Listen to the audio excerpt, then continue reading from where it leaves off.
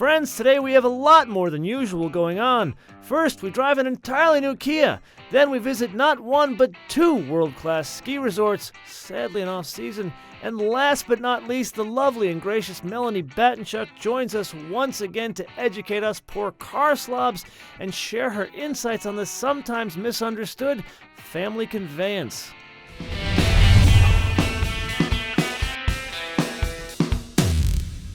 Okay, like with most internal combustion engines, there's a lot of moving parts going on here, so you need to pay attention. There are three engines that are on offer. There is a base engine, which actually is the biggest engine, 2.4 liter direct injected four-cylinder, puts out 185 horsepower, which comes in at 6,000 RPM, and then it's got 178 pound-feet of torque, which comes in at 4,000 RPM, a little bit high there. Then you actually go to a smaller engine. Yes, a smaller engine, and that is the 1.6 liter. That is the same engine that was in the Sonata Eco we drove last year. And that puts out 178 horsepower, which comes in at 5,500 RPM. And then what's really interesting about this engine, it puts out 195 pound-feet of torque at a very low and very, I would say, aggressive and makes it a more drivable engine, 1,500 RPM. Then there is the monster that is this engine, the 2-liter turbo. So we went from 2.4 down to 1.6, back up to 2, and this is 245 horsepower, which comes in at 6,000 RPM, but 260 pound-feet of torque, which comes in at a very low 1,350 RPM. Now, there's a couple of moving parts going on outside the engine which separate this car from the previous model. Number one, the transmissions, they change with the engine. So it's a 6-speed unit with a torque converter in the 2.4 and the 2-liter. You follow me? Then if you go down to the 1.6, you actually get an extra gear and you lose the torque converter and you get 2 clutches. So let's move on now.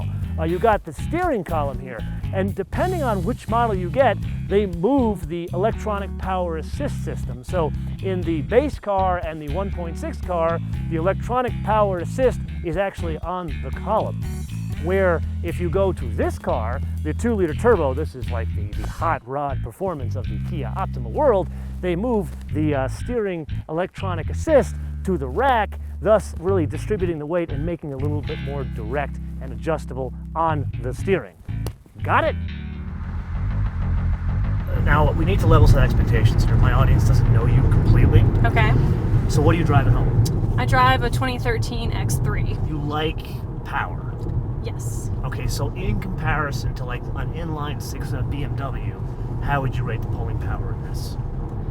I'd say it was pretty competitive. The one that I have is the twin turbo 6. Look at you, certainly all with fancy. the turbo power definitely helps. You know, the only thing that could be a little bit of a challenge is the weight of the car versus the engine size, but that's always going to be a challenge when you have a full-size sedan like this.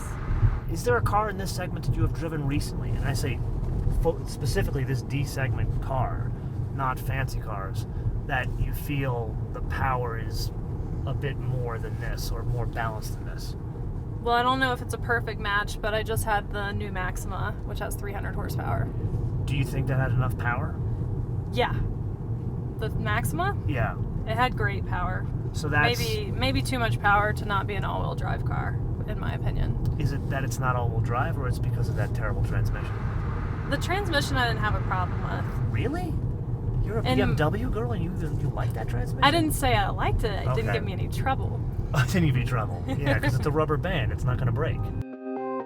Nestled in the center of the Rocky Mountains, Independence Pass rests 12,095 feet above sea level. Known for its breathtaking vistas of the mountains surrounding us, including Colorado's #1 peak, Mount Elbert, which is just over yonder, and it's also the second highest peak in the United States. This area was once formed by glaciers, settled by the native Utah people, giving us the name of the neighboring state, Utah. Now, how did this area come to be? Well, there were these two guys who were silver prospectors, and they were very eager to get across the pass to the other side. But the governor had put a ban on any prospectors coming through this area due to the native Utah people living on the western side of it. But they didn't care, they went anyway, and they happened to cross on July 4th, 1879. Now Aspen is just 18 miles east of us and Twin Lakes 19 miles west of us. And while MotoMan's excited to get to Vail, I'm looking forward to driving on the highest paved road that crosses the Continental Divide. So Melanie finally let me drive. Thank you. You're welcome. How are you feeling so far? I think a little bit improved. Okay. Is this an AMG Mercedes or like a BMW M? No. But I will say the extra stiffness, there's more composure. Like there isn't as much body roll. Like let's put our foot into it up here, go around this slight turn. Yeah. Notice, like you don't feel body roll as much. It's there a little bit, and it's more pitch. It's not even roll in the back. There's virtually no roll, which is unusual because you get most cars have the roll in the back. This is you're just dealing with pitch, and I think that's because the car's under suspended. But other than that, I think this whole body shell thing, the different construction, really has paid dividends here. And they were talking about the use of the high strength steel. Are we getting to a smelting area yeah, there? Smelting on our way to Leadville. That's where the smelting was. Okay. So, do you realize that you are in the first ever Kia that has some carbon fiber in it? uh-oh. Can you Where believe is that? it? It's above your head. So you know how journalists, they complain about, oh, I don't want a glass sunroof for that. Its weight makes the car slower, Yeah. which is bullshit. But what they did here for this panoramic roof, it's got a plastic, it's like the structure piece for all the glass and the mechanism for the slide. That piece is now reinforced with carbon fiber. Oh, very smart. Like I was beside myself when I read that. That's the kind of stuff that gets me excited. Okay, that's exciting. If you were here for the tech film yesterday, you would have seen that. I was on the plane. Yeah. And another plane. Chilling. And another plane. Friends, welcome to one of my most favorite places on this entire planet. We are in Vail, Colorado. Just behind me is Lions Head Village. This has a very interesting history here, one very different than Aspen. Aspen basically was founded around other economies, so silver mining at first, then ranching, and then there was other things that kind of grew it into ultimately tourism and skiing, where Vail was actually envisioned as a master plan community skiing resort. The story starts with the US military, really. There was a guy named Siebert who was from New England, and he trained with the U.S. Army 10th Mounted Division just about 15 miles that way in Vail Pass. And just as an aside, Vail Pass was named after the guy who founded Vail Pass, basically put Highway 6, which later became Interstate 70. His name was Charles Vail, hence the name Vail Pass. Anyway, I digress. This guy Siebert went off to World War II, and then he and his other 10th Mounted buddies were like, we should start a ski resort back there.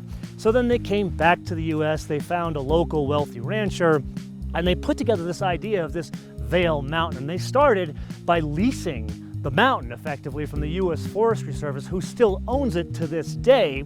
And they opened up in 1962 by starting Vail Village just over that way. And it looks very much like some sort of Austrian, beautiful, stunning ski village that you see today. But then they started to grow by adding Lions Head here, West Vail. Actually, they started with East Vail first. An interesting story, for those of you who know the region, there is Beaver Creek down the road. Well, Beaver Creek was a ranch at first.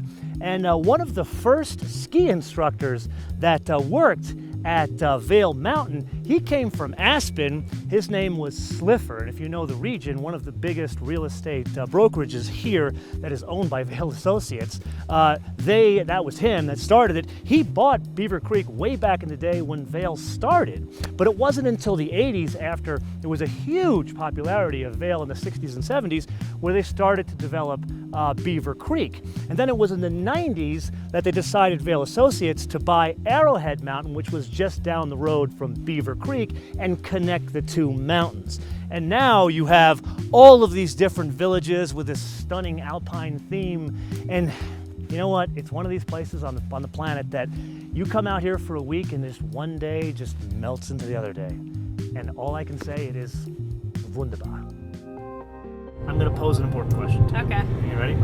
This design isn't much different. Is it enough of a change for a brand like Kia that has conditioned us with these very bold designs that has transformed this company in only 8 years? I could answer your question with a question. It's going to be that way. There's not people from New York that do that. You're from North Carolina.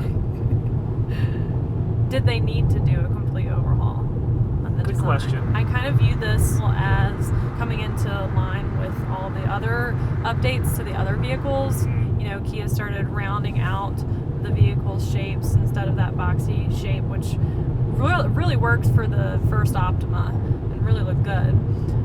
But now this is more in line with kind of the rest of the family of vehicles. So I see it as more of a necessary move. I don't know that they needed to completely change the look of the Optima. You and I are going to disagree on this one. Okay. Here's why.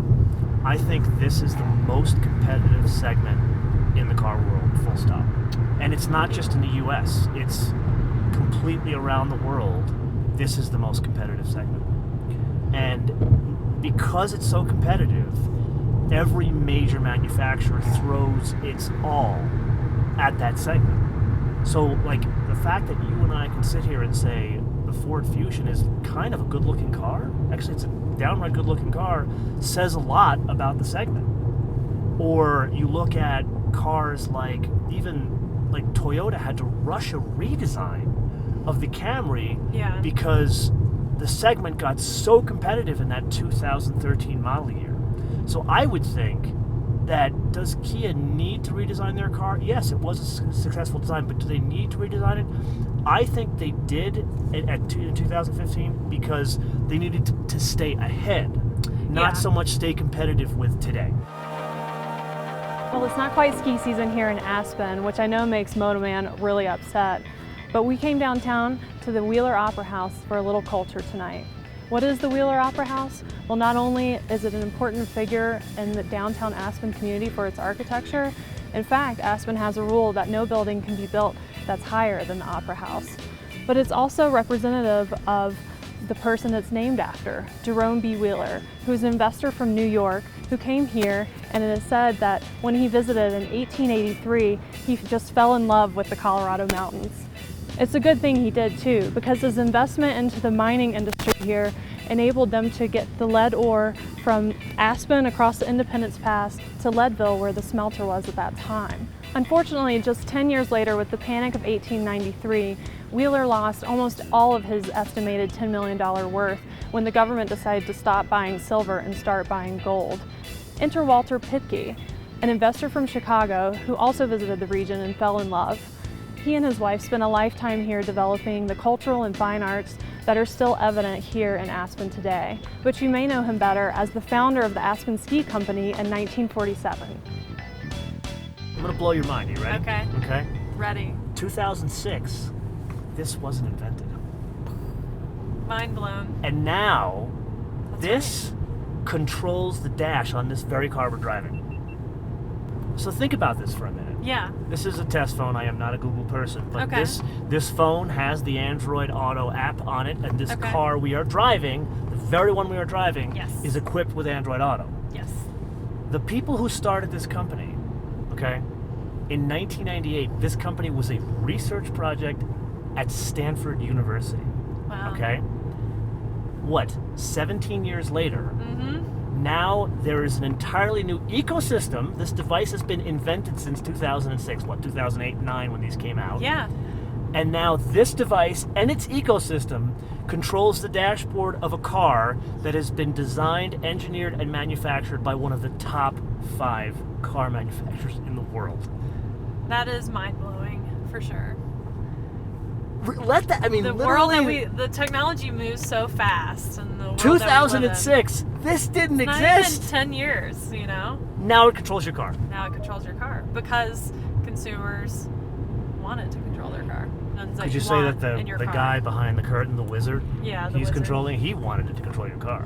So in summary, what do we got? Well, 2 things. Number 1, I never have a guest here when I'm delivering one of these little summaries. And number 2, there's a couple of odd things going on here. Like, you and I spent a lot of time talking about the construction and the materials and how it affects driving dynamics, like the roll in the back or the pitch from side to side, or limiting that stuff. But I didn't get it until you were driving the car back from Vail. Now, you guys didn't see this on camera, but she was driving at a very advanced rate of speed. And I kind of leaned over and I'm like, holy crap, I didn't know you were going that fast.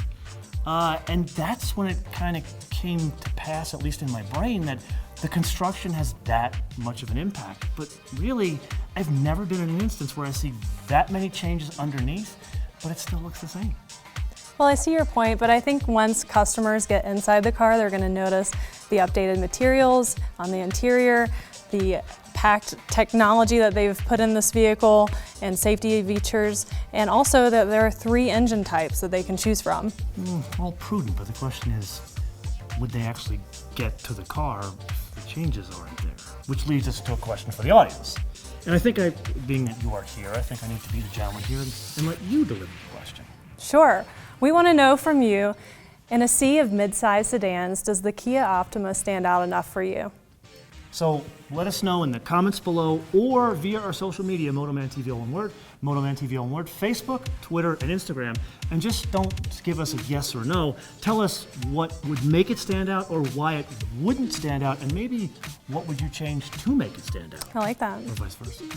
Now, a little aside here. Okay. I want to thank our guest for being on the show here. Okay. Now, if you follow either of us or both of us on social media, and how can they follow you on social media? You can follow me at BCarChic on all of your favorite social channels. Okay, so if you follow either one of us, you know we have a bit of a rivalry going. Yes. Melanie here, lovely as she is, has horrible taste in fried chicken. So I, the kind gentleman that I am, went to the South and brought her back a gift. Are you ready for the gift? I'm ready. I'm excited. Sure? I think I have an idea what it might be. No, you don't. This is No? educational. Okay. It's very exciting. Let's see This what is it going to is. change your life. Change my life. Do I need to close my eyes? Yes, close your eyes. Okay. Hands out. Zaxby's. This is the food of the gods. Thank you. Well, thank you for being on the show. Thank you. Come back anytime. All right. I'm going to say goodbye. Thank you. This is going to change your life. You're never going to go to that dumpy Bojangles place again, ever. I'm telling you, never again.